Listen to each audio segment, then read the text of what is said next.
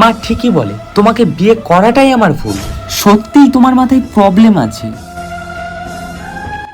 নিখিল, তুমি দোকানে থাকতে আমি তোমাকে কতবার কল করেছি, তুমি একটা বারের জন্য কলটা রিসিভ করলে না কেন?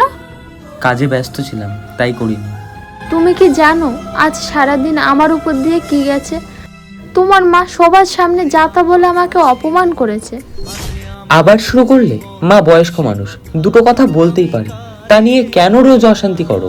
বয়স্ক মানুষ মানে কি তিনি আমাকে অপমান করার অধিকার রাখেন? আমি তো এই বাড়ির বউ, নিশ্চয়ই কাজের লোক না। দেখো বৃষ্টি, আমার মাই আমার কাছে সব, আর মা যেটা করে সেটা আমার মঙ্গলের জন্যই করে। তুমি বরং একটু মানিয়ে নিতে শেখো, পাগল করো না তো আর। জানিস বাবু, তুই চলে যাবার পরে তোর বউ আমার সাথে কেমন বাজে ব্যবহার করে। আমি নাকি তোর আর ওর মাঝে দেয়াল হয়ে দাঁড়িয়েছি। এই নাও তোমার টিফিন। তুমি মাকে এইসব বলেছো? ছি!